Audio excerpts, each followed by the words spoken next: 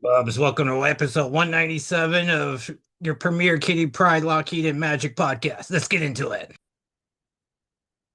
Thanks, Wolverine, for that nice introduction. And today we're going to be reviewing Marvel Zombies Dead Days, kicking off Marvel Zombies month here at Shadow and Flame with Magic.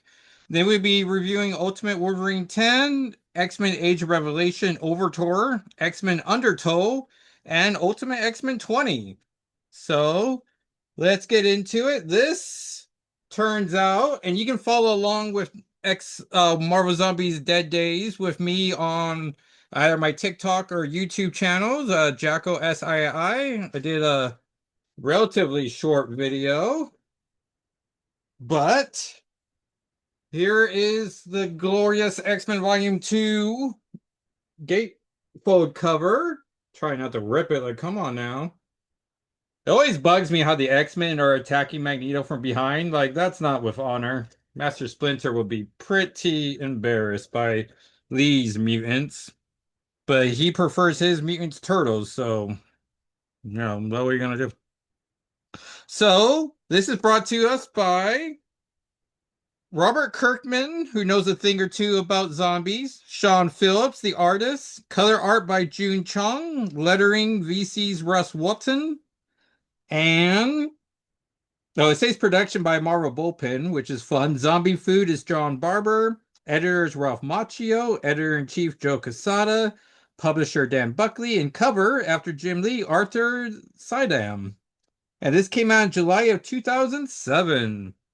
When Spider-Man is webbing his way around, he comes to see Mary Jane and Aunt May. He's complaining about being bit by Colonel America, which gives us a hint that this is not your dad's Marvel universe. And then Mary Jane's checking on him, and the hunger strikes, and he straight up eats Mary Jane. And then we see the Avengers plus Luke Cage and I thought that was Iron Fist, but it's just a guy.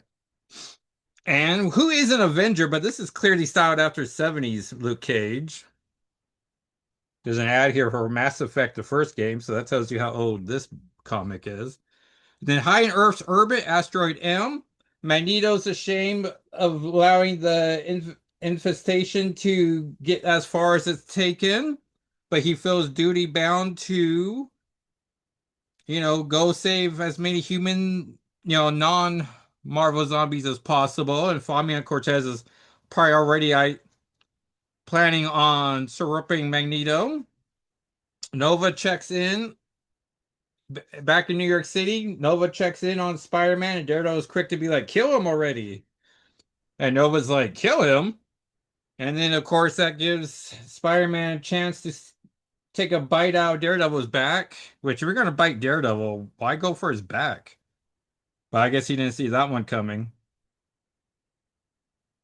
And then elsewhere, Colonel America's slated, but he's also loving the idea of eating more people. And so they're just going to commit to keep eating.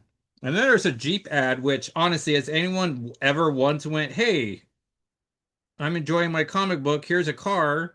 I'm going to go buy that car right now. No, just car ads in comics. I never know who that's for. Westchester, New York, the Xavier Institute for Higher Learning. And Alpha Flight somehow became zombies before the X-Men did and have gone to their old pals for a little snacky snack. And so we have Storm, Colossus, Wolverine, and Cyclops. Oh, and Nightcrawler too. In the garage, right, everyone? The Weezer song, we all were thinking it. And the X-Men are holding their own, as of course they are, because even as zombies, they're still Alpha Flight. And then Magneto shows up and just starts killing them all because he's like, they're zombies. There's no coming back from that. And we get our first appearance of Kitty Pryde in the Marvel Zombie verse. Because this is supposed to act, by this point, I want to say Marvel Zombies 1 and 2 are already out. And so, this is supposed to be the definitive origin, even though the Magneto scene literally says, what have I done? We have no way of... Oh, no, that's Fabian Cortez. Don't make excuses. Don't you see what's happened here? The thing we made a deal with, the thing we brought here, the virus affects mutants and humans alike. We've doomed the entire planet. So even that implies that the zombie virus came from another source. And Kitty says, "You mean there's more of these creatures, more of these heroes turn into monsters?" Because no one's even thought about using the word zombies yet. Then back in New York City, Hank Pym and Black Panther are trying to get away, but Hank's clearly been bitten, and Wakanda, and Black Panther recognizes like, "Hey, you've been bitten. You're gonna get turned." And Hank's like, "I wish you didn't notice that." And then he's gonna just grab Black Panther for a little snack later, where it's like, that's messed up. Also, a moment in time, X-Men 200 coming out with the David Finch covers, with Messiah Complex starting up, which isn't a bad crossover, but Kitty and Magic are barely in it, so my memories of it are not as strong. And then we get Sean McKeever's Gravity over here in the corner trying, and he's been zombified. But at least we got Gravity representation. I mean, Marvel definitely tried to make Gravity happen. And Sean McKeever, who I love. And then we see Daredevil, Spider-Man are zombies. Wolverine and Cyclops are fighting Pyro and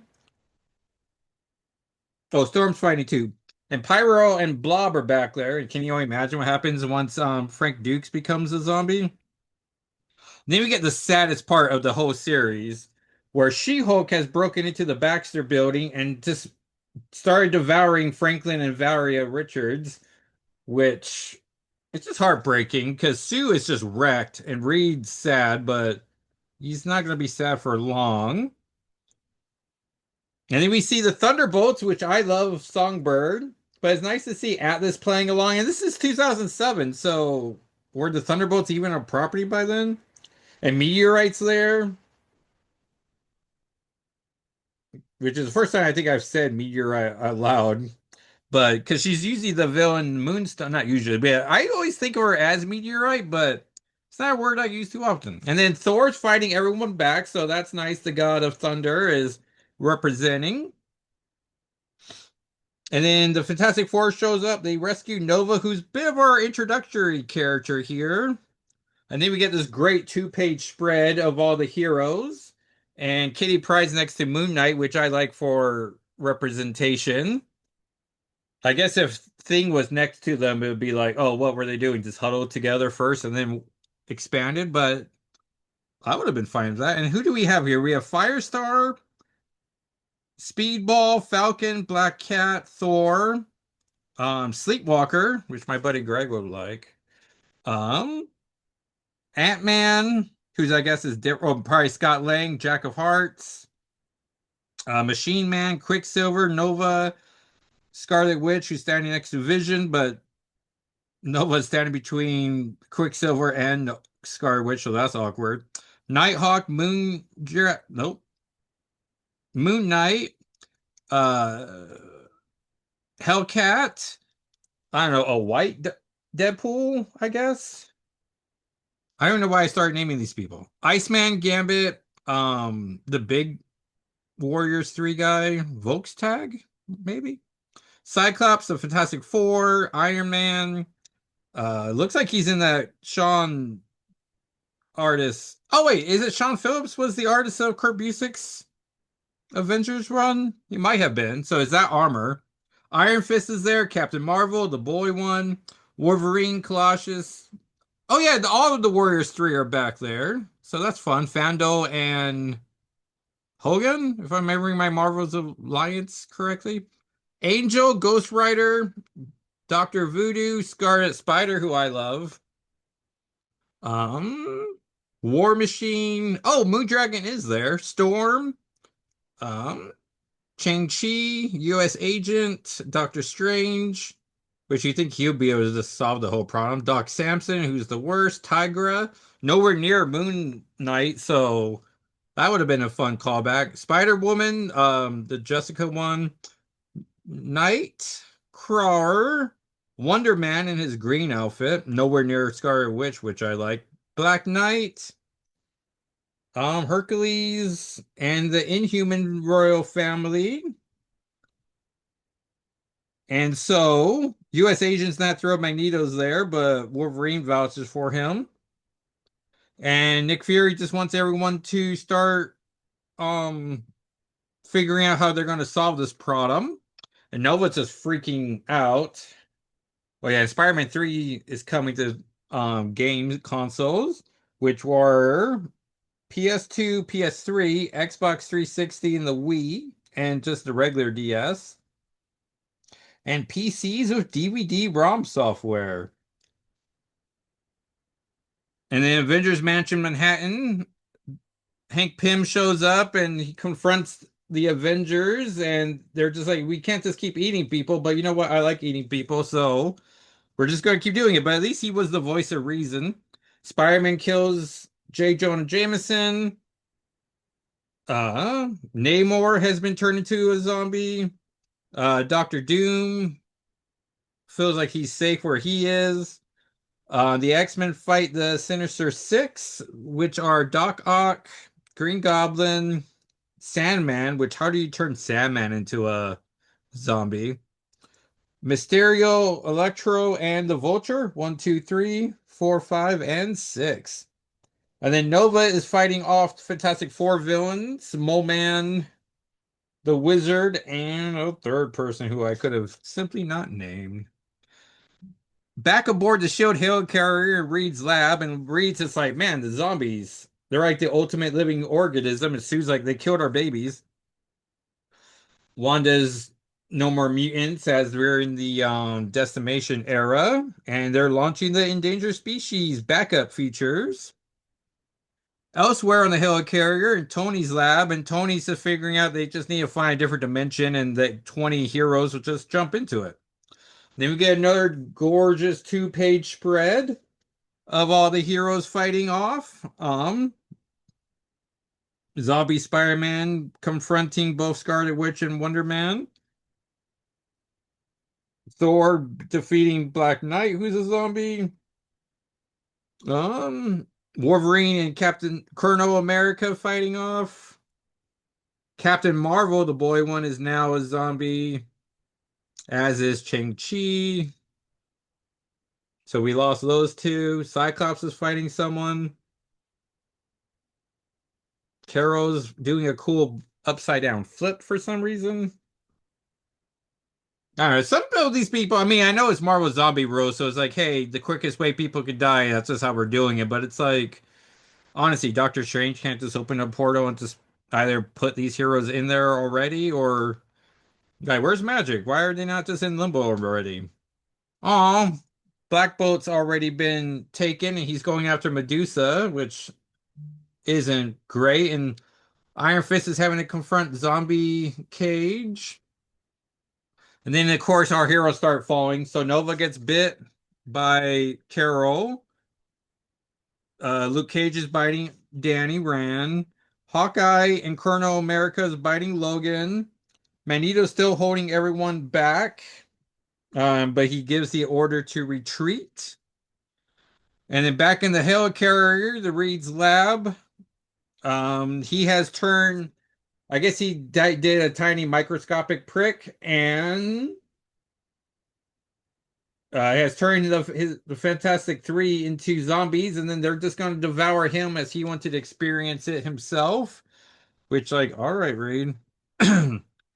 Tony has created the machine, and so they're going to just figure out which one dimension to jump to. But then Zombie Four show up, and we get our last remaining heroes that we're at least seeing. You imagine some people have survived. I think Kitty's somewhere on Earth.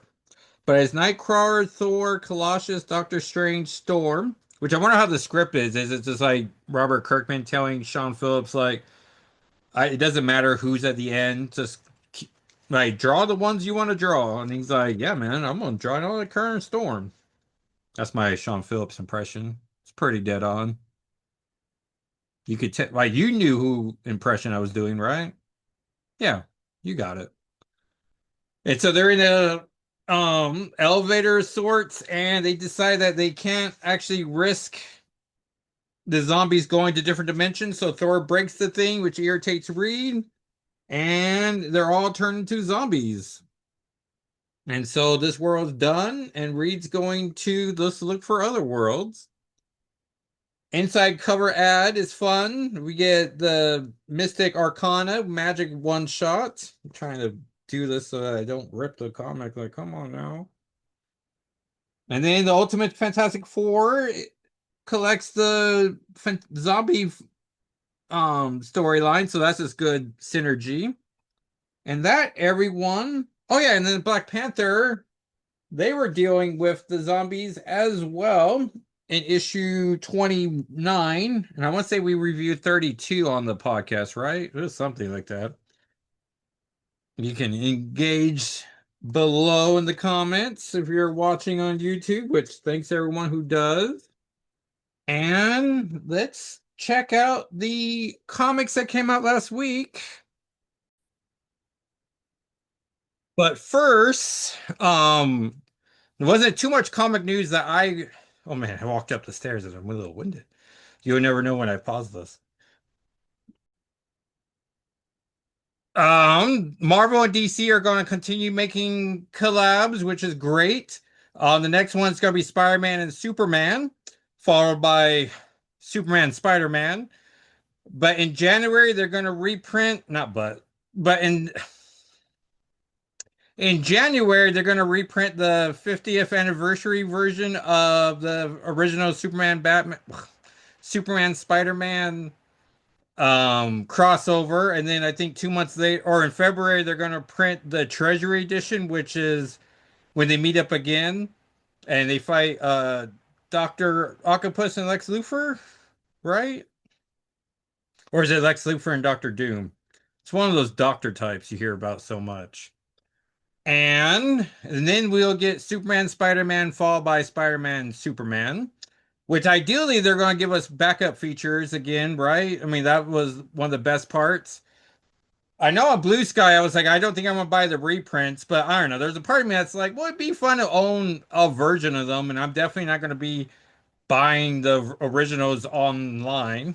So maybe I'd be tempted to. I don't know. It depends on how much it is, and um, yeah, verdict's still out, but the Spider-Man Superman crossovers, I imagine that's a clear response to both people just being like Batman, Deadpool, that doesn't make any sense, and then people being like, well, I mean, they're the number one characters.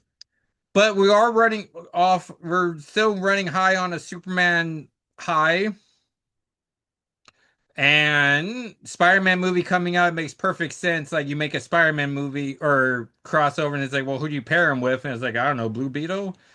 Like, what an opportunity to put a to elevate a DC character, but you might as well go Superman. I mean, SNS, it makes sense. They've teamed up before.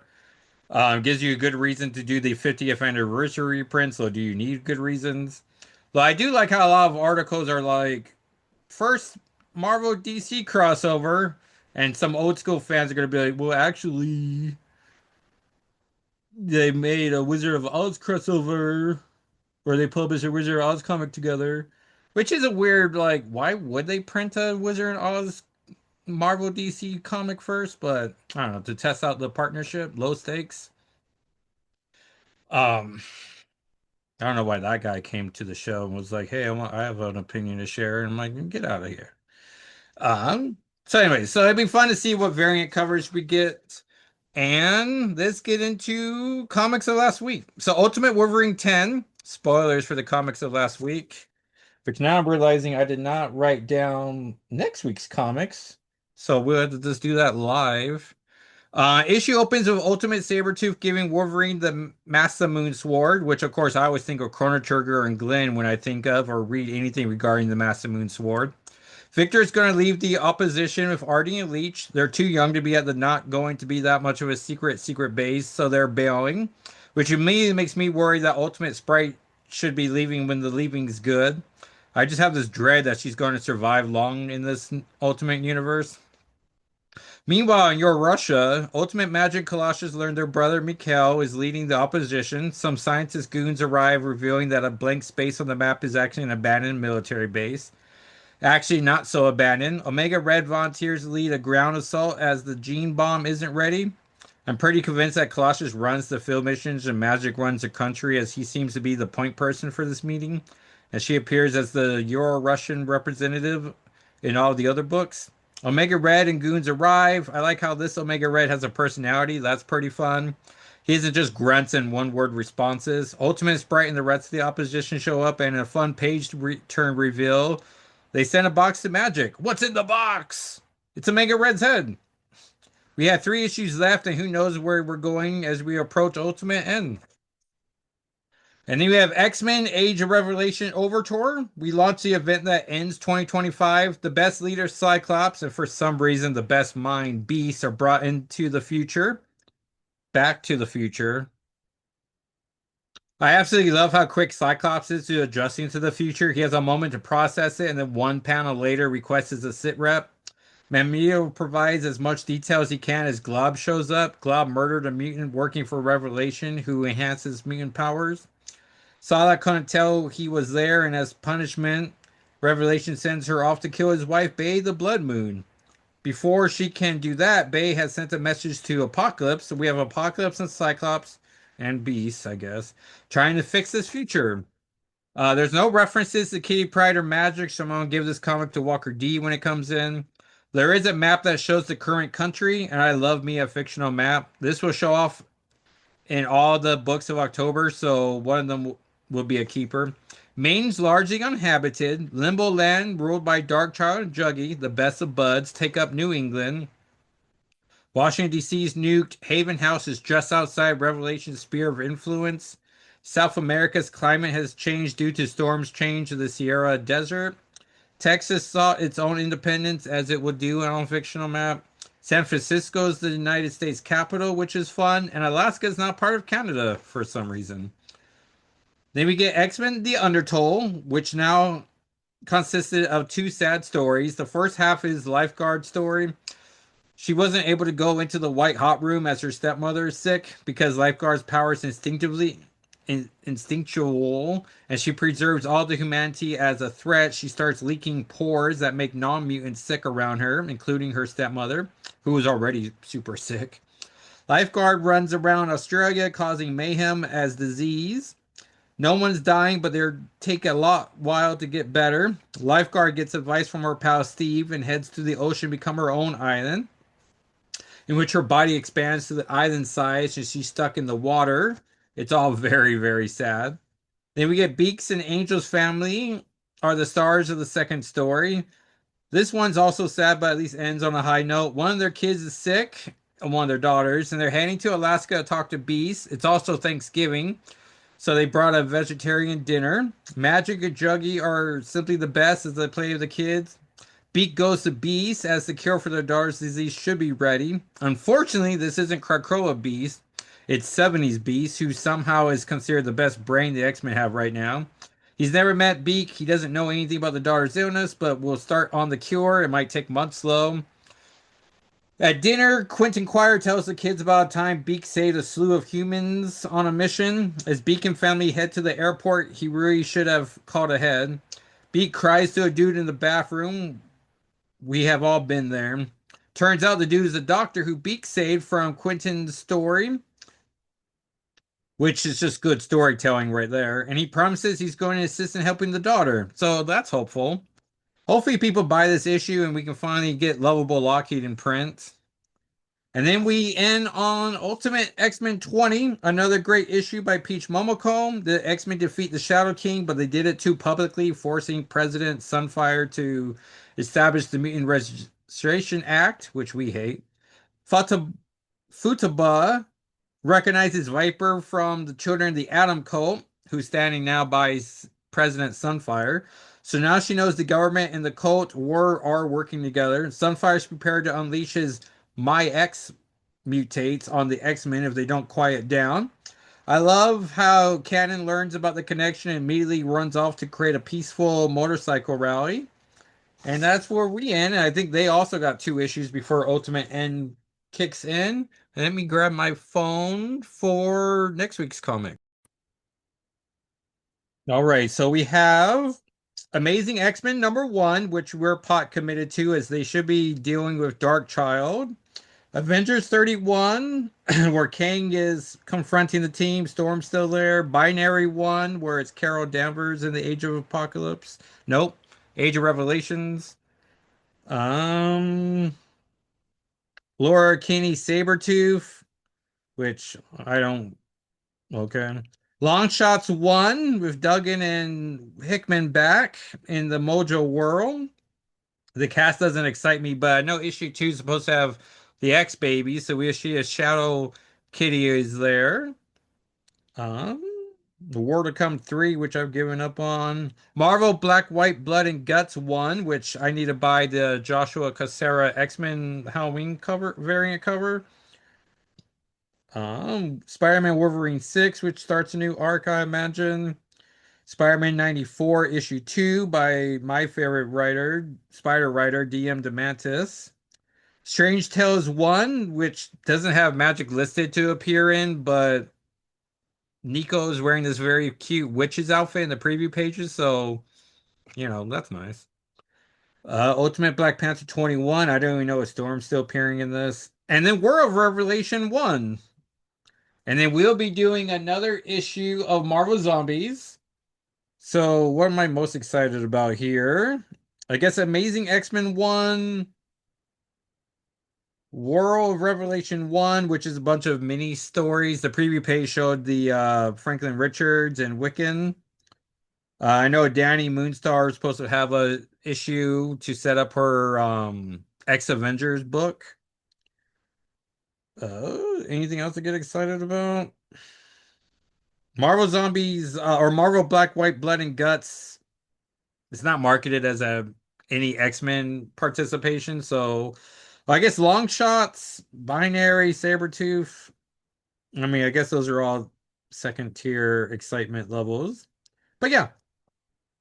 The Marvel Zombie book would clearly be the lead comic, and then yeah, Amazing X-Men 1 for sure we will cover. And then we'll see what else gets discussed. Lighter week, which is nice. And everyone, that was episode 197. You can follow me online at TikTok, YouTube, Blue Sky at Jacko SII. And the podcast. Oh yeah, I got picked. Well, I guess it's just going to be the cover and those two images of Kitty Pride. For the podcast is socials at SNFWM. The end spelled out on Instagram and Blue Sky. And thank you so much for listening or watching, and I'll talk at you next time. All right, everyone. Bye.